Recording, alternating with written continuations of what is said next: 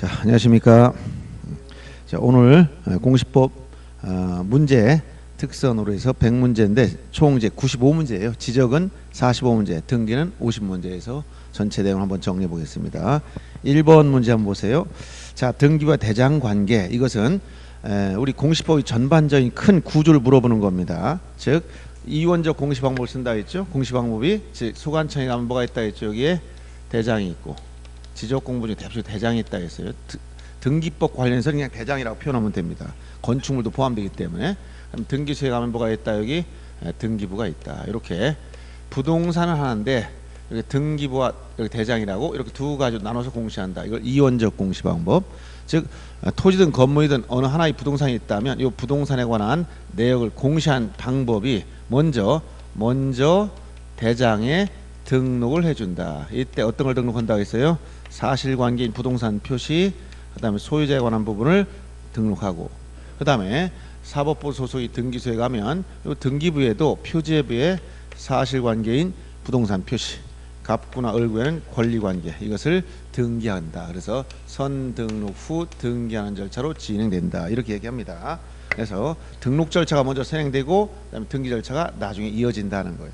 건물 신축했다. 그럼 건물 사용 승인 받으면 먼저 건축물 대장이 만들어지고, 자, 토지를 바다를 공유수를 매립해서 최초로 토지가 생겼다. 신규 등록을 합니다. 그러면 토지 대장을 만들게 돼요. 그럼 이걸 첨부해서 부동산 등기법에 가면 65조에 대장상 최초의 소유자 등록되어 있음을 증명하는 자가 보존 등기 신청이기 때문에 이 대장 등본을 첨부해서 보존 등기하면 여기 표제부에 그대로 부동산 표시를 옮겨 적어줍니다. 그래서 이렇게 등기부가 최초로 만들어지게 되는데 이것을 소유권 보존 등기다라고 얘기하는 거예요. 양자는 동일한 부동산을 전제했기 때문에 항목이 같으면 일치하고 있어야 된다. 즉 건물 면적이든 토지 면적이든 대장상 면적과 등기부 표제부의 면적이 일치해야 되고, 소유자가 누구인가 이것도 등기부상 소유자와 대장상 소유자는 상호 부합하고 있어야 돼. 동일 부동산이기 때문에. 그래서 이렇게 이 공시방법이 이원화돼서 이원적 공시방법을 취하고 있다. 이렇게 얘기하는 것이고, 자, 이것은 어떤 특징이 있냐면 똑같은 걸 반복하는 게 아니라 사실관계인 부동산 표시는 항상 지적 소관청, 시장군수청장이 이걸 조사해서 등록하게 하고 있어요. 자, 권리관계는 사법부 소속의 말단기관인 등기소에서 이걸 관리하고 있다. 이런 얘기, 법원 쪽에서. 그래서 이렇게 이원적 공시 방법을 쓰고 있는 겁니다.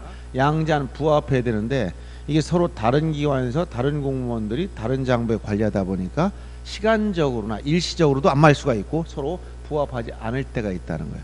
먼저 한쪽이 바뀌는데 다른 쪽이 안 바뀐다든가 이런 시차가 있을 수도 있고 아예 안 맞을 때도 있고, 그래서 이럴 때는 어떻게 하느냐, 사실관계 즉 부동산 표시 대장을 기준, 여기가 기준이 됩니다. 기준.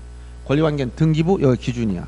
자, 이게 부합하지 않으면 기준을 중심으로 상대를 바꾸는 겁니다. 즉 요 대장을 중심으로 여기 등기부 여기를 바꿔야 돼. 바꾸는 것을 뭐라고 하느냐, 부동산 표시를 바꾼다. 항상 바꾸는 변경이라고 한다 했죠. 변경. 근데 등기부의 용어를 변경 등기, 즉 등기부를 바꿔서 일치시키면 되고 이런 얘기예요. 그 다음에 소유자 표시도 상호 부합하고 있는데 이게 서로 안 맞는 이런 현상이 생겼다면 어떻게 할 것이냐, 이건 소유자는 등기부가 기준이니까 여기를 기준해서 상대를 바꾼다. 여기를 바꾼다. 여기를. 그래서 여기를 바꾸는 것을 뭐라고 표현하냐, 소유자 표시를 바꾸는데 소유자 표시를 바꾼다. 바꾸는 거 다 변경이에요. 변경하는데 대장은 용어를 반드시 등록이라는 용어를 쓰는 겁니다. 변경 등록을 통해서, 소유자 표시 변경 등록을 통해서 이것을 A로 바꿔줌으로써 다시 일치시키면 된다. 그래서 자, 이렇게 상호 부합해야 되는데 부합하지 아니할 때 부동산 표시는 어떻게 하느냐, 부동산 표시 변경 등기를 통해서 일치시키면 되고, 소유자 표시는 소유자 표시 변경 등록을 통해서 일치시킨다. 이 얘기는 등기부 기초로 대장을 바꿔서 일치시킨다. 이런 얘기예요. 그래서 항상 기본 원리를 이해하고 있어야 되고, 자, 그 다음에 어떤 기본적인 사항에 다 변동이 생기면, 기준이 변동이 생기면 어떠냐, 즉 요 부동산 표시에 변동이 생겼다. 건물 증축했다든가 토지를 분할했다든가 지목을 변경했다든가 이런 기준이 바뀌었으면 기준부터 바뀌어야 돼요. 우리가 이게 지적에서 배우는 토지 이동입니다. 토지 이동에 따른 지적 정리하면 의무적으로 뭐합니까? 국가는 등기 촉탁한다 했지? 등기를 바꿔줘야 돼요. 그래서 신규 등록을 빼고 지적에서는 모두 다 등기 촉탁한다 했죠? 그 얘기는 요 등기부, 즉 부동산 표시 변경 등기를 지적 소관청에서 해준다. 국가 해준다. 이런 얘기예요. 그리고 부동산 등기법상도 소유권의 변동이 생기면, 즉 소유권 이전 등기를 했다든가 이런 소유권 변동이 생기면 지체 없이 등기 완료 통지를 통해서 소관청에 있는 대장을 바꿔주도록 만들어주고 있어요. 이것은 이렇게 이원적 공시 방법을 취하고 있는 우리 법자에서 필연적인 현상이다. 그래서 이런 문제를 토대로 한번 보겠습니다. 1번 보세요. 자, 부동산 소유권 이전 등기 완료될 때는 등기관 지체 없이 지적공고 소관청이나 건축물 대장 소관청이 그 뜻을 통지해야 된다. 왜? 이쪽을 바꿨으니까 상대를 바꿔야 돼. 그러니까 지체 없이 이쪽을 통지해 주라는 거예요. 그 다음에 2번에 지목 변경, 건물 구조 변경 같은 이러한 부동산 표시 변동이 생겼을 때 등기법상의 의무는 뭐냐? 특히 주의할 게 지적에선 지목은 토지 이동 사유 중 지목 변경 60일 이내 신청하도록 되어 있습니다. 이것은 지적에서 배우는 얘기예요. 그러면 지목 변경이 지적에서 이걸 이제 지적 파트, 이걸 등기 파트라고 했을 때 지적에서 지목 변경 60일 이내 신청해야 된다. 그러면 지목은 뭐냐? 토지 표시란 말이죠. 그럼 등기부 어디 들어가냐? 표제부 들어가. 표제부에 들어가는데 등기법상은 이 표제부는 이원적 공시방법에서 이 표제부를 대장과 일치시켜서 여기 의무를 부하고 있어요. 1개월에 신청해야 된다. 의무가 있다. 그리고 위반해도 과태료 규정은 다 없어. 국가가 의무적으로 해야 될 일이기 때문에. 그래서 토지든 건물든 지금은 과태료는 없습니다. 이것과 관련해서 그럼 지목 변경 60일 너무 잘못 알고 있으면 여기도 60일 착각한 경우가 있어요. 이건 지적에서의 일이고 등기에서는 뭐다? 1개월. 어디로 가기 때문에? 표제부로 들어가기 때문에. 알겠어요? 1개월. 이런 걸 주의하셔야 됩니다. 그래서 등기부상 소유자는 1개월 이내 변경 등기 신청해야 되며 위반한 경우 현재 모두 과태료 규정 다 삭제됐습니다. 없습니다. 3번 등기부와 대장상 부동산 표시자. 부동산 표시는 뭐예요? 여기 사실관계가 대장과 등기부 안에 일치하지 않으면 어떠라 했어요? 불일치한 경우 소유자는 뭘 기초로 한다? 대장을 기초로 어딜 받고? 등기부를 바꾸어야지. 그래서 등기부상 부동산 표시 변경 등기를 하지 않으면 그 부동산에 다른 등기를 신청할 수 없다. 즉 이걸 일치켜놔야 된다는 거예요. 그 다음에 대장의 등기 소유자가 변경된다는 등기부의 원인을 정리한 기준이 된다. 여기서 주의할 게 소유자가 변경된 날이 언제냐? 이것은 여러분들이 어디서 이미 배웠다? 등기법에서. 자, 부동산 등기법에 가면 제 6조 1항 접수 시기 2항 효력 발생 시기. 자, 접수 시기에 대해서 등기는 언제 접수한 걸 본다? 신청 정보와 전산 정보 처리 중에 저장되면 접수한 걸로 보는 것이고, 언제 효력이 발생하느냐? 효력 발생 시기에 대해서는 등기를 마치면 접수한 때 그 효력이 생긴다. 이 접수한 때, 접수한 때란 건 접수한 날을 의미합니다. 시간까지 체크하는 게 아니기 때문에. 그러면 여기서 소유자가 변경된 날은 등기를 마치면 등기 접수 일자 소유자 바뀌었어요. 등기부상 등기 접수 일자 소유자 바뀌었다는 거예요. 이걸 토대로 대장상 소유자가 변경된 날을 정리해 주는 거예요. 알았어요? 그래서 4번 지문에 대장의 소유자 변경된 날. 이 날은 부동산 이 대장 이걸 대장의 소유자 변경 날 이걸 토대로 해서 등기부 원인을 정리한 대장을 등기 원인일자 정리하는 게 아니죠. 등기부의 등기 접수일자를 기준으로 대장을 정리해 주는 거예요. 알았어요? 이게 바로 접수일자가 어떤 날이기 때문에 소유자가 변경된 날이기 때문에. 원인일자와는 아무 상관이 없어. 등기 원인일자는 등기부에 기록됩니다. 등기 원인 몇 월 며칠 매매라고 썼을 때 그게 원인일자야.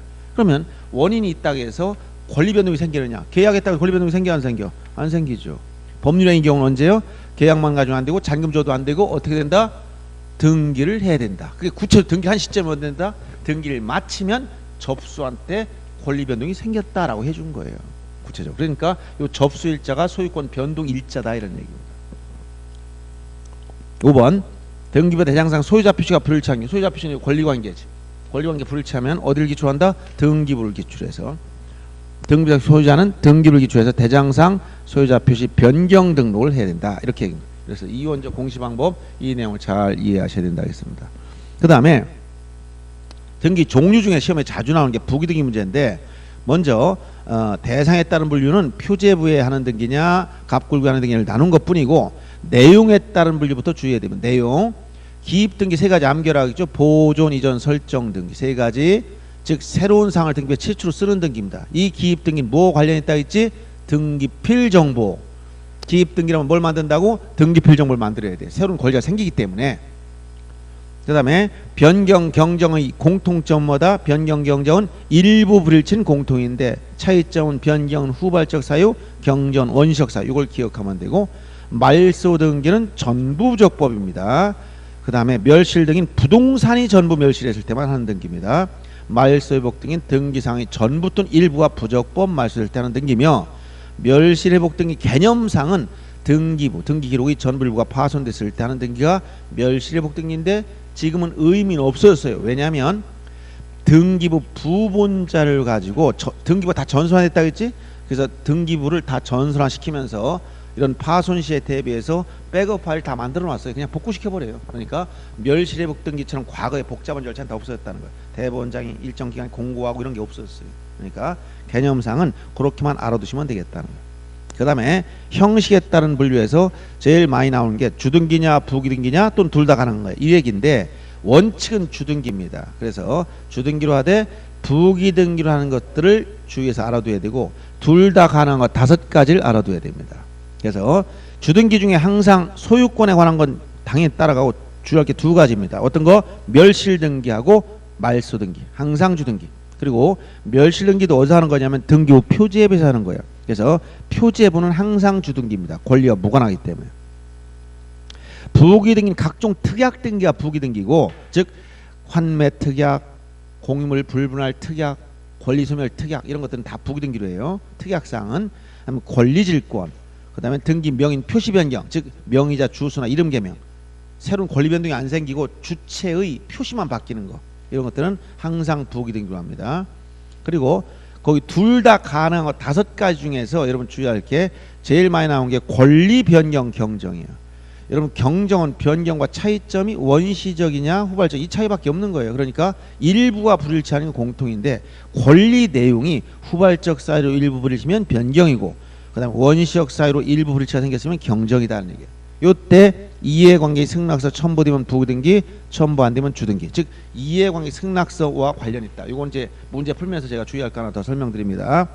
저당권은 일반적으로 소유권 목적 저당권입니다. 자, 3페이지를 보고 있습니다. 지상권, 전세권 목적의 저당권도 있다. 이것은 부등기로 한다는 거예요. 말소회복 등기는 아까 위에서 얘기했듯이 등기상의 전부 일부가 부적법 말소했을 때이기 때문에 전부 말소회복은 주등기요, 일부 말소회복은 부기등기다. 그 다음에 가짜가 들어간 건 전부 다 둘 다 하는 거예요. 제일 많은 게 뭐예요? 가등기. 이 가로 들어간 거. 처분 제한 등기 중, 이 가등기나 처분 제한 등기는 가압류나 처분금리 가처분. 요 가압류나 가처분 등기, 요걸 이제 처분 제한 등기라고 이렇게. 처분 제한 등기다. 이렇게 했을 때 가등기는 스스로 결정을 할 수 있는 게 아무것도 없다. 이건 종속 변수에 불과해. 모든 건 본등기가 결정하는 거예요. 그래서 본등기가 무엇에 따라 이게 결정돼요? 본등기가 주등기다. 그럼 가등기도 당연히 주등기. 본등기가 부기등기다. 그럼 가등기도 당연히 부기등기. 본등기가 갑고한다. 가등기도 갑고. 본등기가 을구한다. 가등기도 을구. 모든 건 누가 결정했어? 본등기가 결정합니다. 그래서 만약에 지상권 설정한다. 그러면 지상권은 소유권 이외의 권리로서 설정 등기는 주등기로 합니다. 어디 한다? 을구에. 그 다음에 소유권 이전 등기한다. 소유권 갑교해야지. 이전 등기 주등기. 소유권의 완상 다 주등기로 들어가. 이런 식으로 자 모든 결정을 본등기하기 때문에 주등기냐 부기등기냐 가등기 형식을 물어보면 이건 본등기에 따라 결정하지만 일단 가등기가 되고 나면 가등기 이전 등기는 전부 다 이건 항상 부기등기로 해줘요. 가등기 이전 등기 부기등기로 한다. 가등기 자체의 형식은 본등기 결정해서 그러나 가등기 이전은 부기등기로 해주는 거예요. 이 문제를 주의하시고 그 다음에 가압류 가처분 등기 같은 이 처분 제한 등기는 이것은 대상이 무엇이냐에 따라 달라집니다. 소유권을 목적으로 하면 주등기며 소유권 이외의 권리를 목적으로 하면 이건 부기등기예요. 예를 들어서 소유권에 대한 가압류 주등기, 전세권 가압류 부기등기 이런 식으로 한단 말이에요. 네, 둘 다 가능하다 이렇게 알아두시고 자 이제 이런 걸 토대로 해서 이제 그 밑에 보면 이제 다음 중 부기등기의 실행 등을 모두 찾아보라고 했어요. 자 그러면 이걸 응용해서 봅니다. 근저당권 말소등기 여기 핵심은 근저당권이야 뒤에 말소등기야. 아까 말소등기는 항상 뭐라고 했어요? 주등기밖에 안 돼. 이건 항상 주등기야. 대지권 등기 이 대지권 등기는 어디 하는 거냐? 표제부에 표제부 구분건물 등기 표제부 표제부의 등기는 아까 뭐라고 했어요? 항상 주등기. 표제부는 항상 주등기입니다. 아 비부를 먼저 봤네. 니은 보세요. 권리질권 설정 권리질권은 저당권 등기에 부기등기 형식하게 되는 거 항상 부기등기입니다.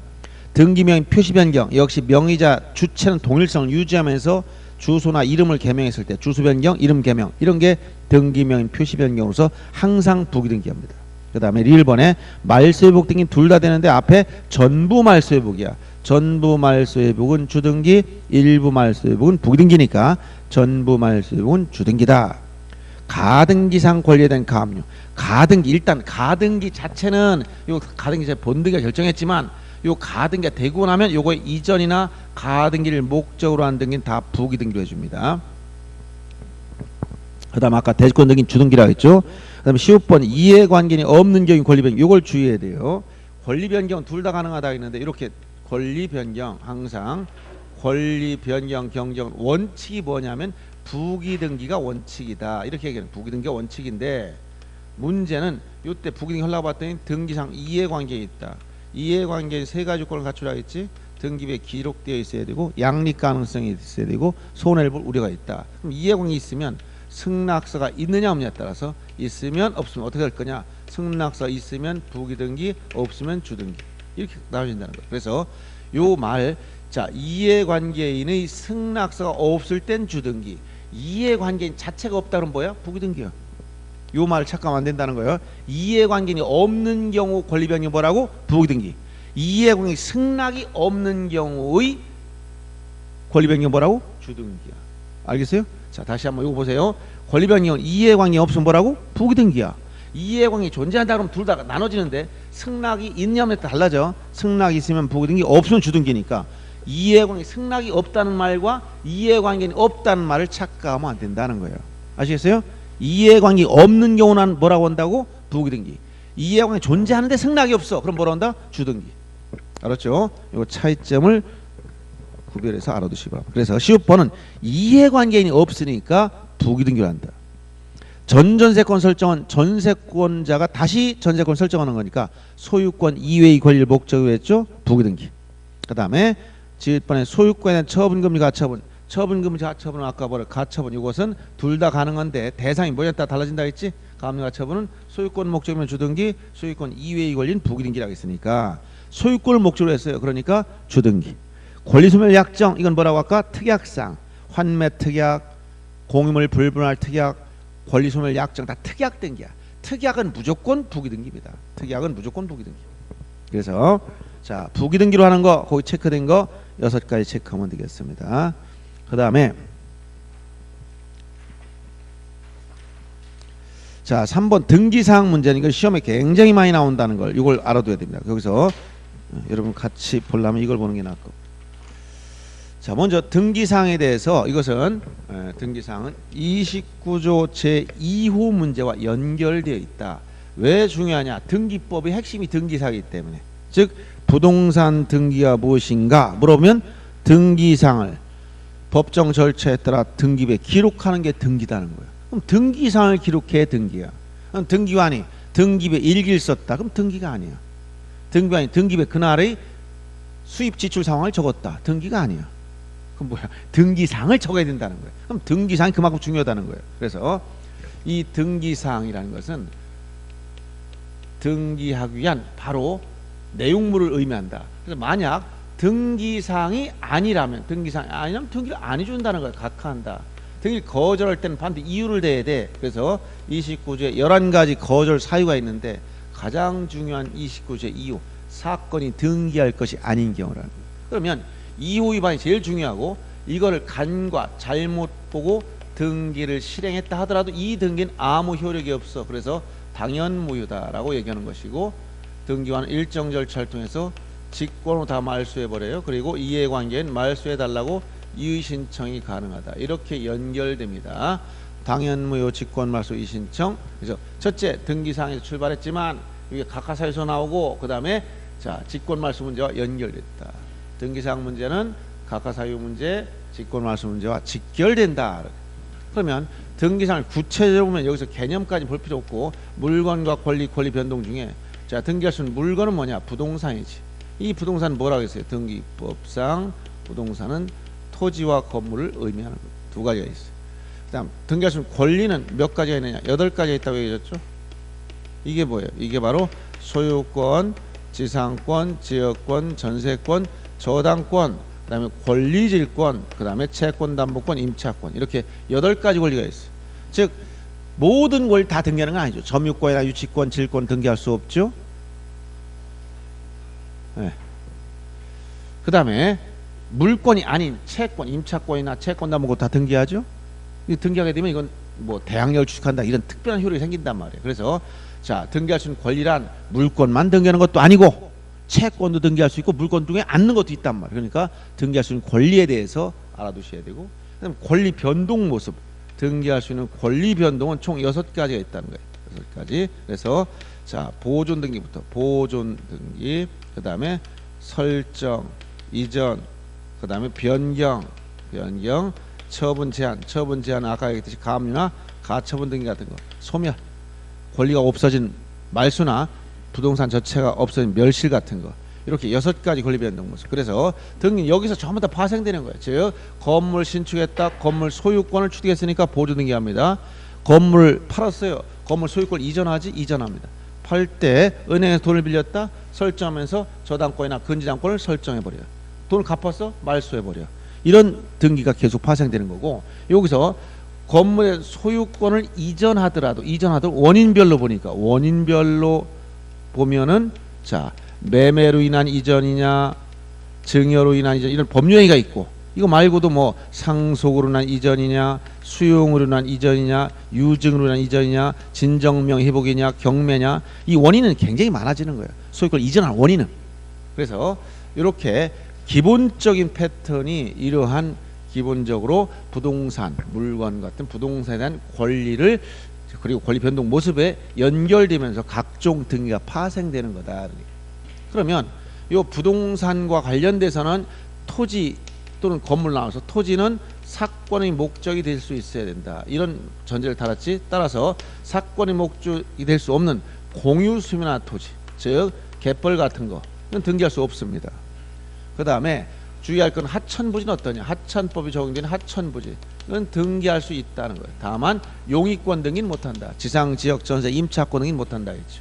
이런 거 주의하시고, 건물 요건을 갖추려면 외기분단성, 외기분단성이라는 것은 지붕, 벽, 기둥이 있어야 된다. 그 다음에 땅에 붙어있을 것, 정착성, 그 다음에 반영구성, 시간적 지속성이 있어야 되죠. 그 다음에 용도에 따라 사용할 수 있어야 돼, 용도성. 이런 요건을 갖춰야 등기했단 말이에요. 그래서 등기할 수 있는 건물 요건을 잘 살펴보고, 외기분단성 중에서 지붕이 없다, 어떤 거 지붕이 없다 하면 예를 들어서 어떤 게 있을까요? 옥외 풀장이라든가 이런 것들 지붕이 없죠. 그 다음에 벽이 없다, 어떤 거 주유소 캐노피라든가 또 이런 그 벽이 없는 물건들. 다만 벽이 없지만 등기할 수 있는 유일한 게 뭐예요? 특별법에 따라 등기하는 개방형 축사 같은 거, 이런 게 있다는 거예요. 토지에 정착되는데 붙어있질 않아. 어떤 거 정착이 안 된 거, 물 위에 떠 있거나 이동식 가옥이거나 바퀴가 달렸거나 컨테이너거나 이런 것들은 땅에 붙어있질 않아요. 건물 요건을 갖추어도 등기할 수 있는 건물이 아니라는 거예요. 그 다음에 시간적 지속성, 집은 집인데 하우스라고 가봤더니 비닐하우스야, 바람 부는 거 다 찢어졌어, 이런 거 등기할 수 없어. 반영구성이 있어야 돼. 또 하우스는 하우스인데 가봤더니 뭐냐, 모델하우스야. 모델이 사는 게 아니라 아무 사는 사람이 없어. 보여주는 집이야. 용도성, 용도에 따라 살 수 있어야 되겠지. 주거용 집이라면. 이러한 요건을 갖췄을 때 등기할 수 있다라고 얘기해 준 것이고, 그리고 여기서 이제 이런 기본적인 패턴을 수업 시간에 공부한 내용을 참고로 보시는데, 여기서 문제가 일부 문제, 일부. 전부는 당연하다는 거예요. 건물 전부, 토지 전부 다 등기할 수 있어. 근데 일부에 대해서 여기서 이제 부동산 일부 문제, 그다음 어떤 거 권리 일부 문제, 이것을 잘 판단합니다. 이 권리 일부를 뭐라 그래서 이걸 지분이라고 했지. 이게 상당히 많이 응용이 돼요. 이게 왜 응용이 되냐? 기본적으로 이걸 토대로 많은 게 파생되기 때문에. 즉 부동산 특정 일부는 눈에 보인다. 즉 토지 반쪽, 오른쪽 절반, 건물이 한 동 있는데 그 중에서 방 한 칸 눈에 보이지? 눈에 보여 안 보여? 이게 부동산 일부가 안 보이면 장님이라고 하는 거예요. 눈 뜨고서. 자, 오른쪽 이 토지 반쪽 보입니까? 안 보여. 그럼 뭐예요? 장님. 보이면 눈 뜬 사람이야. 그 다음에 권리 일부, 지분. 자, 여기 보세요. 여기 이렇게. 이게 이 개념이 쉬운 것 같지만 착각하는 사람이 굉장히 많아서 제가 설명드리는 거야. 집이 있어. 방이 2개 있네. 1번 방, 2번 방. 그러면 1번 방이 뭐냐? 이건 부동산 일부. 이건 A에게 소유권이, 하나의 소유권이 있는데 이 소유권이 A가 다 가지고 있으면 단독 소유야. 근데 A가 소유권을 하나를 가지고 있어 2분의 1 지분만 가지고 있어. B도 2분의 1 지분을 가지고 있어. 그럼 A, B 공유 부동산이라는 거야. 지분이 합은 1이 됩니다. 부동산 하나에 일물 일권주 이상 소유권이 몇 개 있어? 하나의 소유권이 있기 때문에 하나의 소유권을 나눠 가지고 있어. 불량적으로. 이걸 뭐라고? 권리 일부. 지분이야. 지분은 눈에 보입니까 안 보입니까? 2분의 1 지분. 이게 보이는 사람은 제가 뭐라 해서 특수능력자. 일반인 보이지 않아야 되는데 혼자만 보인다고 하는 사람이 있어. 그런 사람은 공부하지 말아야 됩니다. 남들이 못 보면 혼자만 본다고 하고 있어. 그러면 다른 일을 하셔야 돼. 그래서 부동산 일부는 눈에 보인다. 권리 일부는 눈에 안 보여. 그럼 눈에 보이는 건 어떠냐? 용익물권, 지상권, 지역권, 전세권, 용익권, 그 다음에 임차권 같은 특정 일부를 사용수익할 수 있단 말이에요. 눈에 안 보여. 어떻게 들어가서 할 거야? 이 건물 2분의 지분에 들어가 살아봐라. 지분이 어떻게 생기는지 설명을 할 수가 없잖아. 안 보이지? 할 수가 없어. 그런데 소유권이나 또는 저당권 이런 권리들은 부동산 특정 일부엔 성립이 안 됩니다. 방 한 칸만 이전해 주세요. 이런 할 수가 없단 말이에요. 그런데 또 은행에 돈을 빌리고 2억짜리 아파트인데 요 방 한 칸만 설정하고 1억만 담보 설정할래요? 말이 안 되는 거예요. 전체의 가치를 지배하는 거기 때문에. 그래서 요 부동산 특정 일부의 소유권이나 저당권 성립할 수 없고 권리 일부는 자유롭게 이전하거나 설정 가능하다. 여기서 이전성을 전제로 해서 이전할 수 있어야 바로 뭐가 된다? 가등기도 되며 가압류, 처분금지 가처분, 경매 기입 등기 이런 것들은 전부 다 뭘 전제로 한다? 이전성을 전제하라는 거예요. 그래서 만약 가압류를 안 배웠다. 그럼 소유권 이전이 돼야 가압류가 되는 거다. 그러면 방 한 칸만 가압류할 수 있느냐? 할 수 없다는 거야. 부동산 일부니까. 이런 기본적인 원리를 이해를 해야 요 문제가 나와. 이게 뭐 연결된다? 합병 제한, 합필 제한 문제가 연결되는 거예요. 즉 합병, 합필 문제는 요 부동산 일부 문제와 연결돼 있다는 거예요. 일부에 성립이 될 수 있어야 합병할 수 있는 거기 때문에 자, 요런 내용들 좀 알아두시고 그리고 요 지분에 관련돼서 지금 여기 좀 안 되는 걸 신청했어. 이런 거. 요 그럼 어디로 갈까? 전부 다 29 제2호 사건이 등기할 것이 아니다. 각하해버려.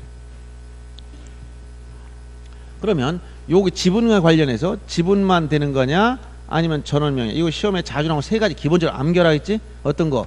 보존, 상속, 보상. 보존, 상속은 전원명으로만 되고 지분만 알 수가 없다.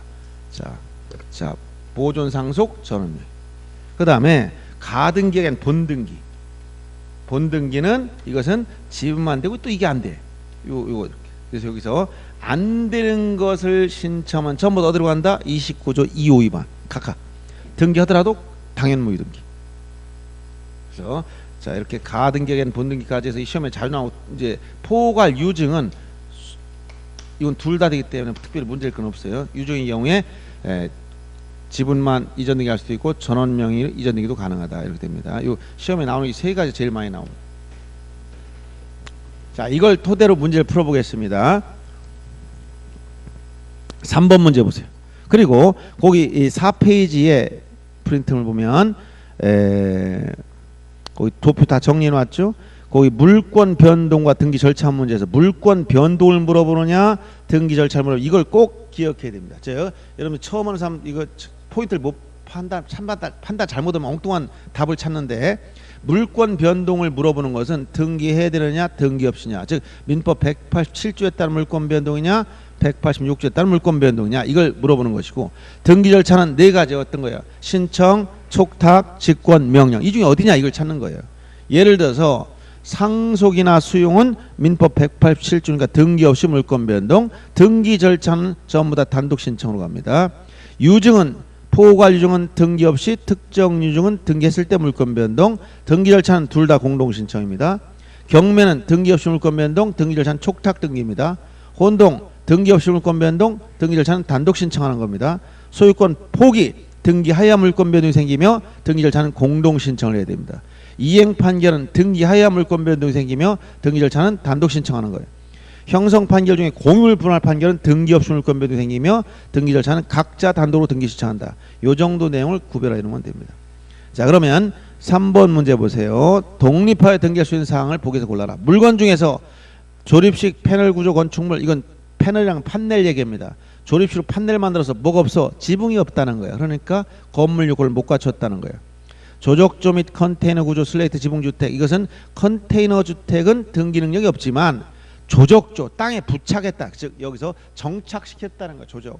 그래서 이것은 등기할 수 있는 건물이 됩니다. 외기분화성이 있기 때문에 땅에 붙어 있고 그다음에 호텔 수송되고 해안가 해저면에 있는 안반의 앵커로 고정된 폐 유주선 원래 바다 위에 떠 있는 유주선을 개조해서 호텔 만들어놨어. 그럼 어떠냐? 이것은 외기분단성이 있죠. 벽, 기둥, 지붕이 있어. 딱 외부와 차단이 돼 있지. 근데 뭐가 없다? 토지에 정착되지 않아 있어. 물 위에 떠 있어. 이런 등기할 수 있는 건물이 아니다. 어디에서? 부동산 등기법상 등기할 수 있는 건물이 아니다. 이 얘기를 한 거예요. 그 다음에 주유소 캐노피, 이건 뭐가 없다 그랬지? 벽이 없어. 옥외 풀장은 지붕이 없어. 건물 요건을 못 갖췄다는 겁니다. 토지에 견고하게 정착되어 있고 벽면과 지붕을 갖춘 유류 저장 탱크. 유류 저장 탱크는 이것은 토지에 붙어 있고 외기분단성이 있다는 거예요. 외국에서 원유를 수입해다가 저장하고 있어. 한국에 가보면 엄청나게 큰 시설물들이 있지. 그 안에 비가 들어갑니까 안 들어갑니까? 안 들어가. 그럼 지붕이 있다는 거야. 땅에 붙어 있어 안 붙어? 붙어 있어. 그래서 이런 것은 건물 요건을 다 갖췄다는 것이에요. 유류저장 탱크. 그다음 벽이 없는 개방형 축사. 이 축사는 원래는 벽이 없어서 건물 요건을 못 갖췄지만 특별법을 만들어서 특별법에 의해서 등기할 수 있게 만들어준 겁니다. 물론 바닥 면적 200제곱미터를 넘어야 되고 그 다음에 소를 사육할 목적, 소. 가축 중에 소를 사육해야지 돼지 같은 건 안 돼요. 이런 경우 조건 하에서 개방형 축사는 등기 능력을 인정해 준 것이고 하천을 구성한 토지에 대해서 하천 부지도 등기 능력이 있다라고 해요. 다만 아까 뭐가 안 된다? 용익권 등기를 못한다. 등기 능력은 있지만 즉 소유권이나 저당권, 근저당권 다 설정할 수 있지만 용익권, 지상지역, 전세, 임차권 등기를 못한다. 그 다음에 부동산 일부에 대한 이전. 여기서 부동산 일부는 이전할 수 있다 없어? 여기서 부동산 일부는 이전할 수가 없지. 없어. 분필 절차를 거치기 전에는 안 되는 겁니다. 그 다음 권리 중에 분묘기 주권, 관습법상 권리니까 등기 능력이 없어. 주의토지 통행권 역시 관습법상 권리. 채권담보권 아까 여기 들어가 있죠. 채권담보권은 등기할 수 있는 권리에 들어가 있다. 그 다음에 유치권 등기할 수 없죠. 농지에 전세권 민법상 금지하고 있지. 저당권 채권의 근질권. 지금 저당권부 채권의 근질권은 이 저당권 등기에 부기 등기를 하면 된다는 거야. 왜? 이것은 권리질권과 비슷한 개념이에요. 그래서 등기할 수 있는 겁니다. 그 다음에 권리 변동 중에 공동상속인 중 일부 지분만 상속. 아까 여기서 보세요. 상속에서 지분만 상속 등기 못한다고 얘기했죠. 이거 얘기를 하는 것이고 그 다음에 공유자 중 일부가 지분만 보등기 못한다 했지. 수인이 가등기권자 중 일부가 지분만 보등기 이건 허용된다 했죠. 포괄 수용자 중 일부가 지분만 이전 등기 포괄 중은 둘 다 된다 했지. 지분만 이전할 수도 있고 전원명의 이전 등기 둘 다 된다. 여기 요 밑에 맨 밑에 둘 다 되는 거 포괄 유정.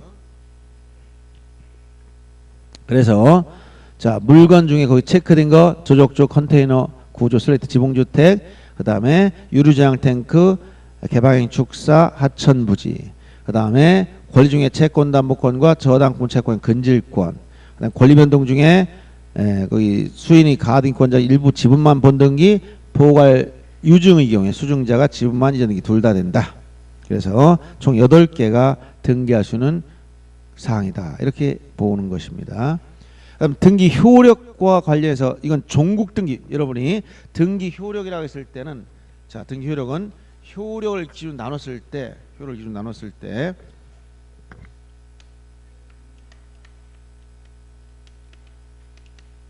종국 등기 예비등 나눴어. 이 예비등기서에 뭐가 있다고 했냐면 가등기가 있다고 했을까.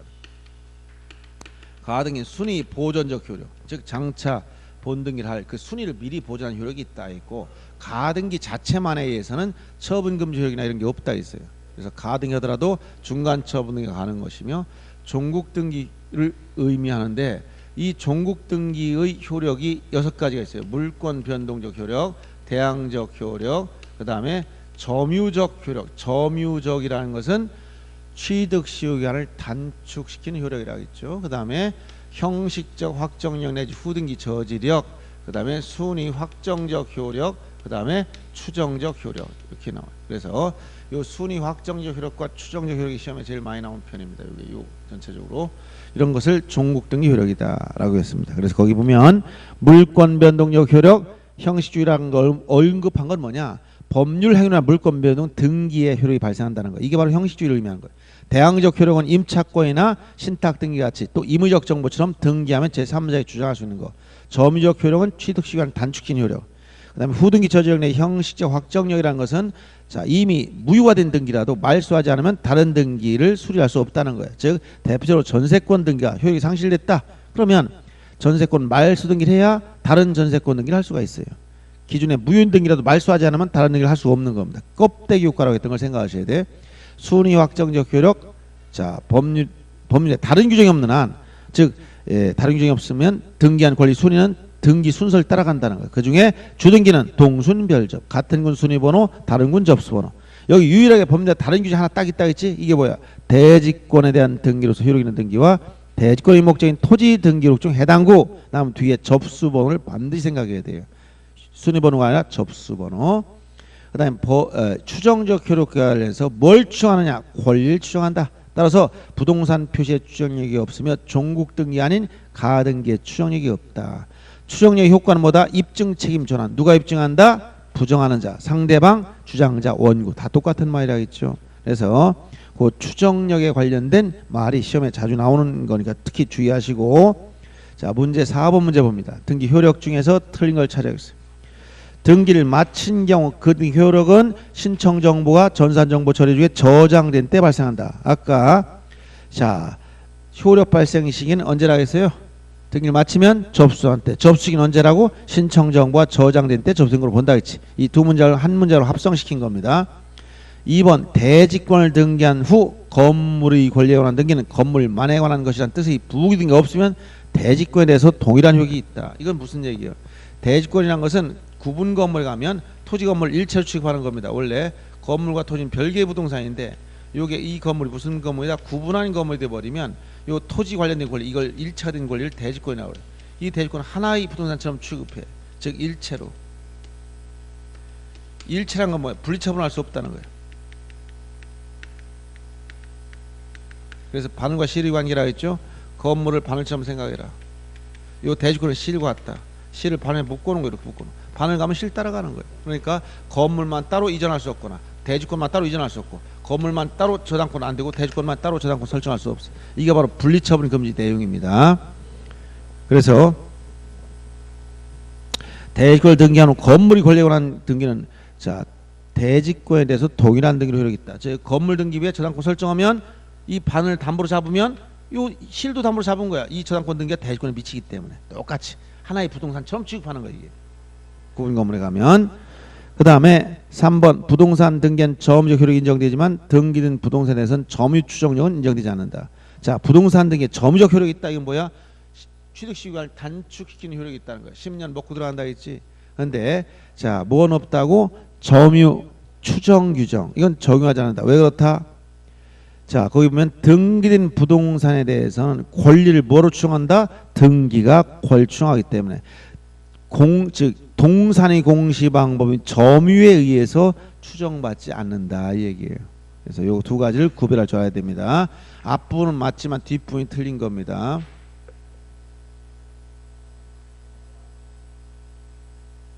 그 다음에 이거 지금 3번 지문 두 개 점유추정이 인정되지 않는 거니까 맞는 거예요. 둘 다. 점유적 효력이 인정되지만 등기된 부동산에 대해서 점유추정이 인정되지 않는다. 이게 무슨 얘기라고 했어요? 민법 200조 가면 점유 추정력이란 민법 200조 무슨 얘기지? 점유자가 점유물에 대해서 행사한 권리는 적법하게 보유한걸 추정한다. 점유적법 추정 규정. 이것은 자, 점유자가 점유물에 행사하는 권리가 적법하게 보유한 걸 추정한다는. 그럼 점유란 건 뭐냐? 이건 동산의 공시 방법이라. 그럼 부동산은 뭐로 공시하느냐? 부동산 뭐로 공시한다 해서 점유가 아니라 등기로 공시한다는 게. 어디에 추정을 받아? 등기 추정력에서 추정받기 때문에 민법 200조를 적용하면 안 된다 이 얘기를 해주는 거예요. 그 다음에 4번 지문처럼 소유권 이전 가등기에 의해서 가등기는 뭐가 있다?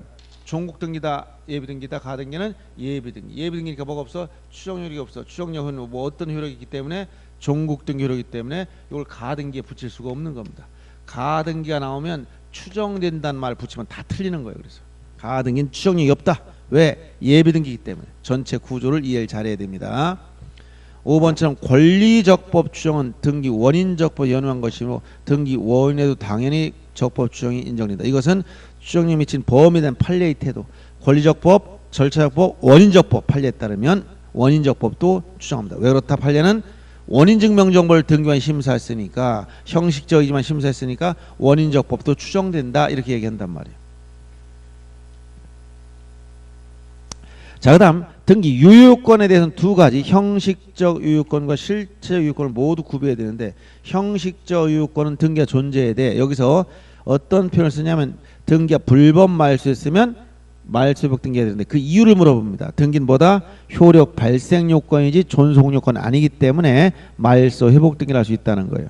그럼 절차상 절대로 지켜야 될 게 29조 1호 관할 위반 등기, 2호 사건이 등기가 그것이 아닌데 여기에 해당하면 무조건 무효가 돼버려. 그래서 1, 2호는 무조건 지켜야 돼. 그 다음에 중복 등기 아닐 것, 이 세 가지 요건을 갖춰야 되고, 실체 요건으로서 실체 관계가 존재한다. 즉 부동산이 존재하고 명의자가 존재하고 유효한 물권행위가 있어야 된다. 등기와 실체는 상호 부합해야 되는데 객체가 안 맞거나 주체가 안 맞거나 권리 종료하면 다 무효가 돼버려요. 그런데 뭐만 따로 봤다? 양적 불일치. 양적 불일치는 뭐라고 했어요? 객체, 주체, 권리 종류 다 일치하는데 권리 양만 안 맞는다는 거야. 이때 어떻게 판단한다고 했습니까? 양적 불일치 문제에서는 자, 무슨 양과? 물권행위 양과, 그 다음에 등기의 양 부합해야 돼. 이 등기는 뭐냐? 이건 외관, 옷에 해당돼. 외관. 이것이 몸뚱이야. 몸이 있으면 여기 맞는 옷을 입으라는 얘기예요. 알았어요? 실체 관계는 물권행위가 있으면 일단 등기가 일치해야 돼. 자, 당사안에 저당권 설정하기로 합의했어. 자, 권리 종류, 객체, 그 다음에 주체 다 맞았어. 그런데 양이 물권적 합의는 1억만큼 했어. 그런데 등기변 2억 이렇게 등기됐네. 자, 물권적 합의는 1억만큼 하기로 했어. 그럼 등기변 5천만 원 이렇게밖에 등기 안 됐어. 그럼 이거 어떻게 판단해야 될 것이냐? 이것을 즉 등기가 크거나 작거나 이렇게 됐을 때 이게 일치되는데 일치하지 않는다는 것은 등기가 크거나 작거나 이런 얘기예요. 자, 1번과 위에 건 어떻게 되는 거야? 자, 나머지 다 충족했는데 양만 안 맞는데 어떤 양이 더 크다고? 등기 양만 더 큰 거야. 자, 몸뚱이는 얼마? 이것만 1억만 원 몸을 가지고 있어. 그럼 이만한 1억만 원 몸을 가지고 있으면 여기 어떤 옷을 입어야 해? 1억만 옷을 입어야 되는데 옷은 뽕을 잔뜩 집어넣어. 이것만큼 뽕을 집어넣어놨어. 그럼 이 사람 이것만 한 사람이야? 외관은 옷은 이것만 하나, 몸은 이것만 하는데 그럼 얼마큼 유효성을 인정한다는 거야? 이 몸뚱이만큼. 즉 일치하는 게 어디야? 물권행위 양만큼 유효하다는 거예요. 그래서 거꾸로 쓰면 어떠냐? 이거 몸은 이것만 한 사람인데 옷을 샀는데 이것만 한 사람이 옷을 샀어. 그럼 옷은 몸을 다 덮으려고 입으려고 봤더니 입다 말았어. 그냥 입다 말. 이게 뭐야? 입어보니까 배꼽 가슴밖에 안 덮어. 이건 입으면 안 되는 거야. 자기 몸이 다 여기 없잖아. 드러났지? 그러니까 이걸 뭐라고 한다? 일부가 없다. 일부 무효다. 일부 무효의 법리에 따라 간다. 이거 일부 무효 법리란 건 뭐야? 민법 137조에 따라서 전부 무효가 원칙이다. 이것은 입으면 안 돼. 그럼 어떻게 돼? 말소하고 새로 설정하던가 해야지. 다만 요 단서가 뭐야? 요 무효분이 없더라도, 즉 요 분이 없더라도 나머지 분만, 요 부분만 가지고 유효성을 인정할 여지가 있다면 할 수 있다는 거예요. 즉 이거 난 그냥 입을래 배꼽 뒤로. 그럼 입어라. 어떤 사람 난 창피해서 못 입어. 입지만 날. 자, 그래서 이렇게 두 가지 쉽게 얘기하면 요게 등기양과 물권의 양 일치협을 따질 때 등기양이 더 크면 물권의 양만큼 유효하고 등기양이 작으면 전부 무효가 원칙이다. 일부 무효 법리에 따라 결론이 이렇게 됩니다. 아시겠죠? 양적 불일치 문제를 얘기한 거예요. 자, 그리고 제일 많이 나온 게 중간 생략 등기, 즉 원칙을 완화한 판례의 태도. 대표적으로 중간 생략 등기는 이건 이 사람들이 이제 복등기 이런 말 하는데 이 복등기는 다른 겁니다. 예를 들어 A가 B한테 팔고 B한테 C를 팔았다. 이렇게 물권 변동이 생겼다면 이걸 공시하는 절차도 당연히 등기도 어떻게 이루어진다. 이렇게 등기도 A로부터 B 앞으로 B에서 C 이렇게 넘어가야 이게 일치해야 실체 관계를 반영하는데 등기를 보니까 이게 없어. 그냥 등기부는 아무것도 없고 직접 최초에서 최종 앞으로 이렇게 넘어갔어. 그럼 중간에 어디 갔냐? 없어졌다는 거야. 이걸 중간 생략 등기. 근데 중간을 반드시 가운데만 생각할 필요 없고 어느 한 곳에 맨 앞이든 중간이든 생략되면 다 생략 등기예요. 그래서 중간 생략 등기는 다 결론이 똑같다는 거예요. 우리가 앞머리가 빠져도 뒷머리, 가운데 머리 빠져 다 뒷머리 하겠지? 똑같이 빠진 건 똑같아요. 그러면 중간 생략 등기에 대해서는 부동산 등기 특별조치법에 미리 기준을 금지하고 있어요. 이 금지 규정이 뭐라고 했어? 금지 규정은 단순한 단속 규정을 해석한다는 거야. 단속 규정. 단속 규정을 해석한다는 것은 위반은 행위 효력에 영향 안 미친다는 거예요. 그래서 자, 판례는 합의만 있으면, 동의만 있으면 유효하고 합의가 없어도 이미 등기가 이루어졌다면 실체 관계와 부합은 유효라는 거예요. 따라서 합의가 없었으면 이렇게 기존 등기 말소를 청구할 수 없다는 내용 기억하시고, 토지거래 허가 구역을 말하면 무조건 중간 생략 등기는 다 무효입니다. 합의가 있어도 무효요, 실체 관계와 부합해도 무효입니다. 등기 청구권은 합의가 있으면 직접 청구할 수 있으며 합의가 있으면 중간자를 대위행사라. 그리고 이게 이제 중간 여기 생략을 중간 생략 등기라 그러지. 근데 복등기는 뭐냐 이렇게 두 번 등기하는데 두 걸 같이 넣었어. 동시. 등기를 두 장 넣어 등기를 두 번 해버렸어. 세금 다 냈지. 탈세한 게 없잖아요. 이런 건 뭐 금지사항이 아니에요.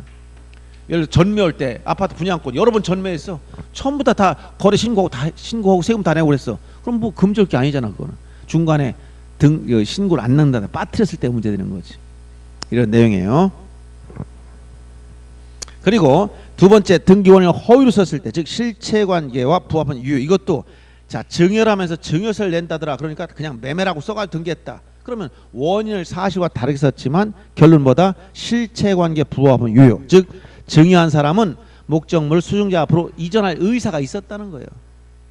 그 다음에 무효등기 유형에 대해서 갑구나 을구에 대해서 즉 저당권이나 담보가 등기에 대해서는 이해관계인이 없으면 이용할 수 있다. 즉 이해관계인 제3자가 없어야 된다는 거. 있으면 안 된다는 거죠.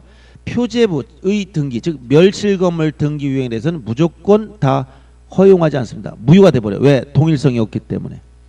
자, 이런 내용들이 시험에 나오는 겁니다. 자, 5번 문제 봅니다. 등기 유효권 및 그 완화 중 옳은 걸 찾아봐라. 자, 기억을 보세요. 실체적 권리관계 소멸로 인해서 무효가 된 저당권 등기라도. 자, 무효가 된 저당권이면 말소 등기를 해야 돼. 근데 말소 등기 않고 있는 사이에 이해관계 제3자가 있기 전에 이런 얘기죠. 다른 채권 담보를 위해서 유용하로 합의했다면 등기는 유효하다.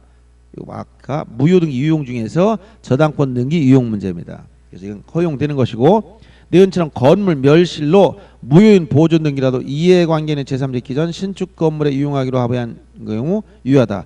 자, 멸실 건물 등기 유용은 절대로 허용되지 않습니다. 왜? 동일성이 없다 했지. 표제의 등기는 이용할 수 없다는 거예요. 갑수의 미등기 부동산 의리매에서 을명으로 보존 등기했다. 이걸 뭐라고 한다? 특히 모두 생략 등기. 맨 앞의 보존 등기 생략한 걸 모두 생략 등기라고 하는데 중간 생략 등기 일종으로서 판례는 실체관계와 부합한 유다. 이렇게 얘기하고 있어요. 그 다음에 자, 리을번 상속인이 자기 명으로 이전 등기를 하지 않고 그 부동산을 양도해서 피상속인으로부터 직접 양수인 앞에 이전 등기를 하는 경우 그 등기 효력이 없다. 자, 상속인이 자기 명으로 이전 등기를 하지 않고 이걸 뭐야? 중간 생략 등기. 어느 한쪽이 생략돼 있어요. 이게 법률 행위든 법률 규정이든 생략된 거예요. 그래서 상속 등기를 하지 않았다. 이 얘기는 A가 사망했다. 그러면 여기 사망 B는 민법 187조에 따라 등기 없이 취득했어. 그럼 이 부동산을 C한테 처분했어. 이럴 때 등기는 실체관계 반영하니까 자 A에서 물건이 B로 넘어갔고 B가 C한테 넘어간 거니까 A에서 B로 C로 이전 등기 해줘야 맞는 건데 등기 어떻게 했다는 거야? 피상속인이 상대방 직접 등기해버렸다는 이걸 생략한 거야. 등기는 뭐야 이거 중간 생략 등기 똑같이 중간 생략 등기 판례가 뭐라고 한다? 실체관계와 부합한 유효. 그 다음 부동산을 증여했 미음번 담보 가등기 권자는 그 담보물에 대한 경매 절차에서 가등기 순위에서 우선 변제를 받을 수 있다. 이 담보 가등기는 원래 이 가등기의 효력에다가 플러스 저당권의 기능을 추가시킨 거예요. 저당권의 기능이 뭡니까? 피담보 채권이 변제 안 되면 경매 청구하고 매각되면서 우선 변제 받고 채무자가 파산하면 별채권을 행사할 수 있는 거. 이런 것들이 저당권의 특징이에요. 이런 것들이 더 추가되는 거예요. 그래서 경매 절차에서 우선 변제 받을 권리가 있습니다. 부동산을 증여했으나 원인을 매매로 썼다. 이걸 원인을 허위로 썼어. 그럼 판례는 뭐다? 실체관계 부합 유일한 태도를 취한다 했지. 그 다음 15번 토지거래 허가구인 토지에 관해서 중간 등기 합의하에 최초 매도인과 최종 매수인을 당사자로 하는 토지거래 허가를 받아서 최초 매도인으로부터 최종 매수인 앞으로 이전 등기는 유효하다. 토지거래 허가 나오면 무조건 무효라고 했지. 허가구역 내에서는 어떤 편법을 써도 다 무효입니다. 실체관계에 부합해도 무효. 그 다음에 합의가 있어도 무효. 자, 이렇게 했을 때 이렇게 A로부터 C 앞으로 매매를 한 것처럼 해서 허가를 받아서 등기했다 하더라도 다 무효입니다. 왜? 매매 계약마다 허가를 받지 않았기 때문에 무효가 되는 거예요. 그래서 토지거래 허가구역 나오면 무조건 위반된 등기 다 무효다. 이렇게 알아두시면 되겠어요. 자, 여기까지 하고 조금 쉬었다 하겠습니다.